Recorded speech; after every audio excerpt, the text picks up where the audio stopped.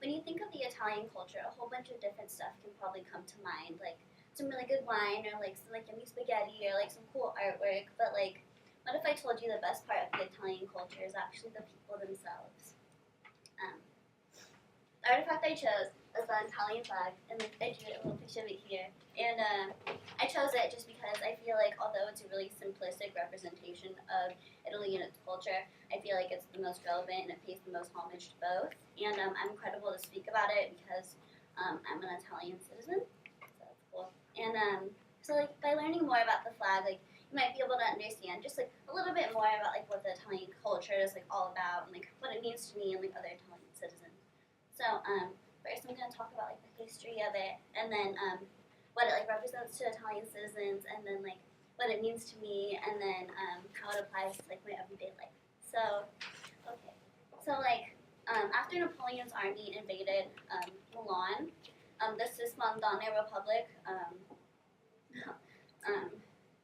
like made a little flag in tribute to it and like all the people that died, and so they like derived the colors of red and white from Milan's colonial flag. Then they added in the green to symbolize like Milan's like Civic Guards uniform, and then 151 years later, with like some minor adjustments to the flag's design, it was recognized as the Italian's national like republic flag or whatever. And then a lot of times like when Italians look at the flag, like they know that it symbolizes and pays homage to those who have died like fighting for Italy and stuff like that. Also, Italians are really proud to be part of like a really, like, self-sufficient culture. For example, like during like World War II and like when like Mussolini was in power and stuff like that, everyone was kind of like focused like more on Hitler than on Mussolini. So like they almost had to like wait through it in a way. And then so like when like Mussolini was finally arrested and stripped away of all of his power, they were kind of just like proud of themselves and happy because like they kind of just like waited it out. They didn't get that much help from other countries and stuff like that. So it just like adds to like their pride and their like nationalism.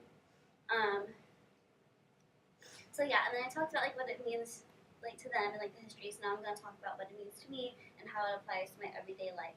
So like when I look at the flag, like I just know that it reflects a country of that like really like embraces like the value of like brother and sisterhood, and they like show it to like everybody. It's a really nice culture, and for example, like my family, like they live on a farm, and they're always helping other people, and like they're always taking people in, like lending people rooms, giving people food, shelter, clothing, etc.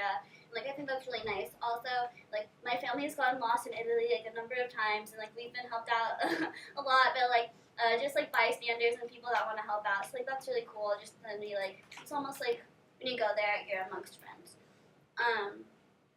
And then it's like I deal with the Italian culture in my everyday life.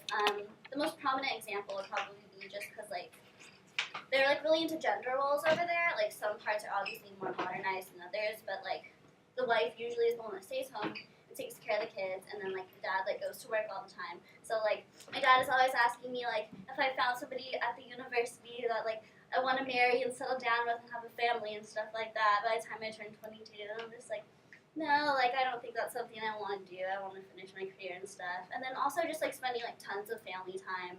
Whenever I go back to San Diego, it's just always spent with my parents and my family, or otherwise they get like mad at me or whatever. Okay, yeah.